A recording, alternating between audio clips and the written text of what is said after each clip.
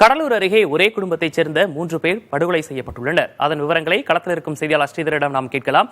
ஸ்ரீதர், கொலைக்கான காரணம் தெரிய வந்திருக்கா? அவங்க எந்த பகுதியைச் சேர்ந்தவங்க? கூடுதல் விவரம்.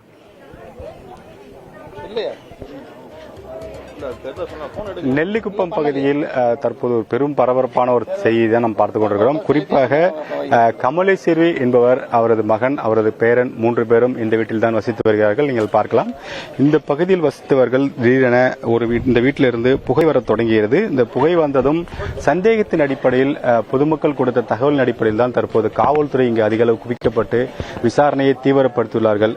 முதல்கட்ட விசாரணையை பொறுத்தவரைக்கும் அந்த வீடு முழுவதும் ரத்தமாக இருந்ததாகவும், அது மட்டுமில்லாமல் அந்த 3 பேரும் தற்போது எரிந்து கொண்டிருப்பதாகவும் அந்த தகவலின் அடிப்படையில் தான் காவல்துறை வந்து இந்த பூட்டியிருந்த வீட்டை உடைத்து உள்ளே சென்று விசாரணையை தொடங்கியிருக்கிறார்கள். வீடு முழுவதும் ரத்தம் இருந்ததாகவும், அதன் பிறகு அவர்கள் எரிந்த நிலையில் இருந்த காரணத்தினால் தற்போது இது கொலையாக இருக்கலாம் என்ற கோணத்தில் விசாரணை என்பது தீவிரப்படுத்தப்பட்டு வருகிறது. முழுமையான தகவல் வந்த பிறகுதான் இது எதற்காக நடந்த கொலை, யார் செய்திருக்கலாம் என முழுமையாக தெரிய வரும். ஆனால் தற்போது 3 பேரும் வெட்டி கொலை செய்யப்பட்டு அதன் பிறகு எரித்திருக்கலாம் என்ற ஒரு தகவல் வெளியாகி வருகிறது. ஆனால் காவல்துறை இதுவரைக்கும் முழுமையான விசாரணை முடிக்கவில்லை.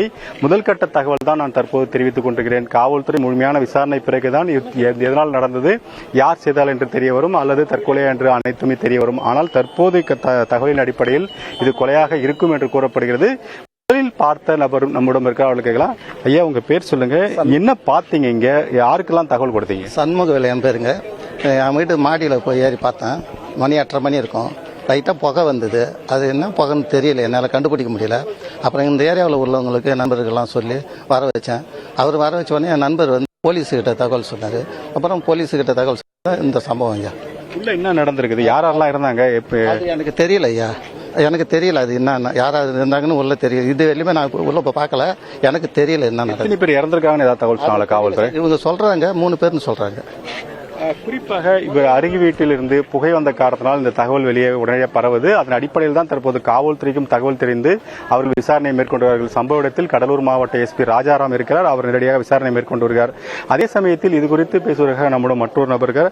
ஐயா வணக்கம், உங்க பேர் சொல்லுங்க, என்ன நடந்தது, யாருக்கெல்லாம் தகவல் கொடுத்தீங்க, இங்க இந்த வீட்டில் யாரெல்லாம் வசிக்கிறாங்க? ஐயா, அதாவது இன்னைக்கு காலையில ஒரு 8:45 மணி இருக்கும். இவங்க இந்த சண்முகவேல்ன்றவர் எனக்கு வீட்டில் இந்த மாதிரி பக்கத்து வீட்டில் புகை வருது ராஜா, ரத்த கரையா இருக்கு, என்னன்னு தெரியலனாரு. சரி, நீங்கள் போங்க, ஒரு 5 நிமிஷம் ட்ரெஸ் பண்ணிட்டு வரேன்னு சொல்லிட்டு வந்தேன். இங்கே வந்தால் 2-3 பேர் இருந்தாங்க. முன்னே இவங்க வீட்டு மாடியில் போய் பாருன்னு சொன்னார். பணம் புகை வந்துச்சு. சரி, நாம எதுவும் கை வைக்க வேணாம், நம்ம போலீஸ்க்கு இன்டிமேட் பண்ணிட்டோம். அவங்க பார்த்துக்கிட்டோம். நீங்கள் யாரும் கை வைக்காதீங்க, எல்லாம் எட்ட வந்துருங்க. உடனே போலீஸ்க்கு தகவல், SPCIDக்கு தகவல் கொடுத்தேன். அப்படியே 1 by 1 எல்லாரும் வர ஆரம்பிச்சாங்க. அதுக்கப்புறம் பூட்டு உடச்சி உள்ளே போயிருக்காங்க. 3 பேர் இறந்ததா சொல்றாங்க. நம்ம என்ன யாரையும் பார்க்கல. வீடு முழுவதும் ரத்தம் இருப்பதா சொல்லப்படுது. நீங்க ரத்தத்தை வெளியில இருந்து பாத்தீங்களா? அந்த கேட் முழுவதும் ரத்தம், வீடு முழுவதும் ரத்தம் இருக்கான்னு நமக்கு தெரியல. நம்ம உள்ள போய் பார்க்கல. வெளியில பார்க்கும்போது ரத்தம் சிந்தி இருக்கு. மழை பெஞ்சு ரத்தம் வடிஞ்சதுக்கான கரை இருக்கு. அது நம்ம பார்த்திருக்கோம். அது இப்ப வந்திருக்கு பார்த்தோம். அதுக்கு அதை நாங்க கெட்டந்து பார்த்துட்டு தான் நாங்க எதுலையும் கை வைக்க வேணான்ற முடிவு எடுத்தோம். உங்களை பொறுத்த வரைக்கும் யாரெல்லாம் இறந்திருக்க கூடும், யாரெல்லாம் இந்த வீட்டில் வசித்தாங்க, அவங்க பேர்லாம் தெரியுமா? 3 பேர் இறந்திருக்காங்கன்னு சொல்றாங்க. அதுல ஒருத்தவங்க லேடி, அந்த கமலேஸ்வரின்னு ஒருத்தவங்க இருந்தாங்க. அவங்களுக்கு தெரியும் நமக்கு. அவங்க இறந்திருக்கான்னு சொல்றாங்க. அவங்க பேர பையன் ஒருத்தவங்க தான். அவங்க சின்ன பையன் சுகந்த்னு சொல்லிட்டு, சுரேந்திரகுமார் என்ன சுகந்த் அவரு. ஜஸ்ட் நம்ம போகும்போது வரும்போது ஹாய் சொல்லுவோம். ஏற்கனவே நமக்கு தெரியும். அவங்க 3 பேர் இறந்ததா சொல்றாங்க. இன்னும் நம்ம பார்க்கலாம். ஆனா ஒரு அபிமானத்தில் அவங்க 3 பேரா இருக்கலாம்னு நம்ம நினைக்கிறோம்.